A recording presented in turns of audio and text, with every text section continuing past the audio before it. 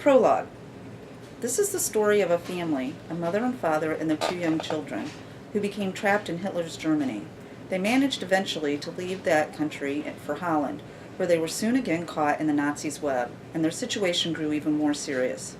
For in the final years of World War II, when the Holocaust reached its most feverish pitch, the four members of the Blumenthal family were returned to Germany. During their ordeal, lasting 6.5 years, the Blumenthals lived in refugee, transit, and prison camps that included Westerbork in Holland and the notorious concentration camp of Bergen-Belsen in Germany. Bergen-Belsen was the camp to which Anne Frank and her sister Margot were transported in October 1944. The two girls, aged 15 and 19, died there of typhus in March 1945. It was in the very same section of Bergen-Belsen that the Blumenthal family remained imprisoned from February 1944 to April 1945. Marion Blumenthal, the younger of the two children, was 9 years old when she arrived there. Her brother Albert was 11. The British troops who liberated Bergen-Belsen on April 15, 1945, wrote of its indescribable horrors. Piles of corpses lay unburied everywhere, while those who still breathed were little more than living skeletons.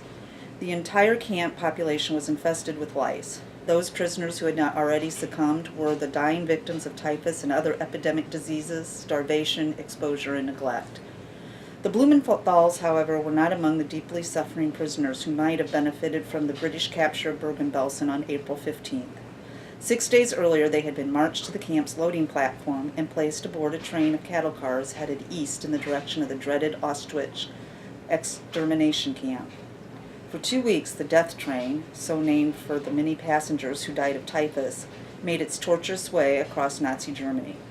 When liberation came at last, it was at the hands of Russian troops who had little to offer those who staggered weakly from the train.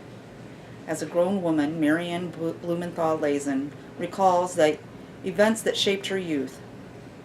She tells of the 4 years she spent with her family in Holland's Westerbork, of her terrified arrival in Bergen-Belsen, and what it was like to live through the long chain of days behind its barbed wire fences, and of the struggles of her teenage years in post-war Europe and America.